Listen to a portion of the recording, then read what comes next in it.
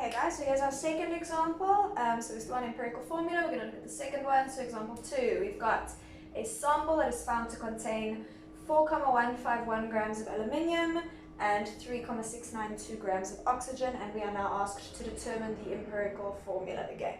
Okay, so when we determine the empirical formula, remember our plan, what we're trying to do is figure out what the ratio of the elements is in our compound. We won't know how many atoms of each there are, but we can at least determine the ratio.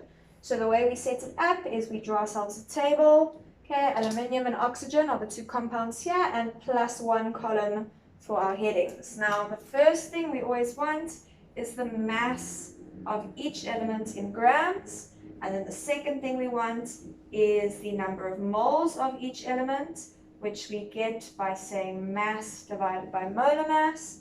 And I knew I was missing a row here. Then we also need our ratio. And reminder for ratio, you say number of moles for each one divided by the smallest number of moles.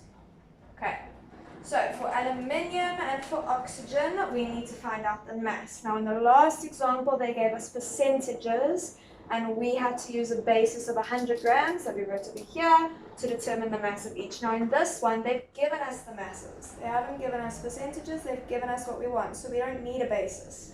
They've told us the mass of aluminium is 4,151, and they've told us the mass of oxygen is 3,692. Okay, our node. Sorry, I got a message and it vibrated and it moved. Sorry guys, work in progress, we'll figure this out. Okay, so next up, number of moles of each.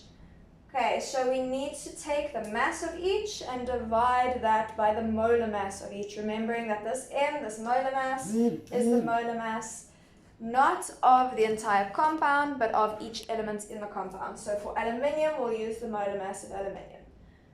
Okay, so let's go for it. We're going to do 4.151, and please excuse me, I'm using a different periodic table to the ones you use because I've left mine at school. So I might have slightly different molar mass values. Okay, for me, my aluminium molar mass is 27. Yours will be around 27. And when I say 4.151 divided by 27, I get roughly 0.154. Okay, next up, oxygen. When we do our calculation for oxygen, we take the mass, 3,692, and we divide it by the molar mass of oxygen, which is 16. And when we do that again, we get roughly 0.2398.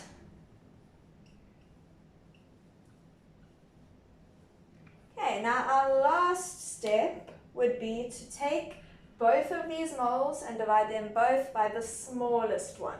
So this one's alright. Okay, do you agree with me? This is our smallest number of moles, right? 0.154 is the smallest number of moles, and when we divide 0.154 by itself, we get 1.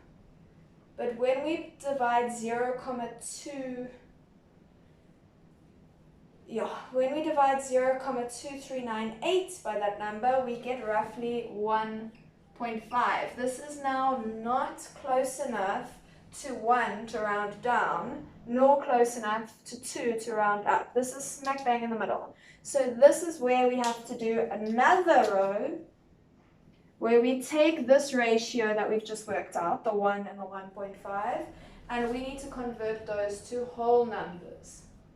Okay, we cannot round off, we have to multiply to get to a whole number. So this is a nice easy one, something under half. To get that to a whole number, you have to times by 2, right? To get a half to a whole number, we times by 2. So we're going to do that for both of them. Whatever you multiply 1 by, you must multiply all of them by.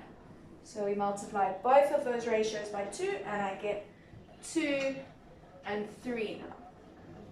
Okay, so that tells me that my new empirical formula, or my empirical formula, is, what am I even dealing with here? Sorry, aluminium and oxygen.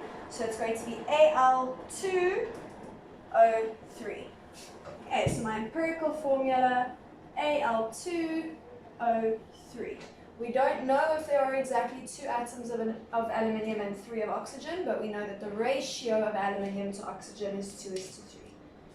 Okay, and that is basically empirical formula. A nice easy one to start with. It is not going to stay this easy, but nice easy one to start with. Okay, so now you're going to do for me the note. I will send it to WhatsApp and I'll put it on OneDrive.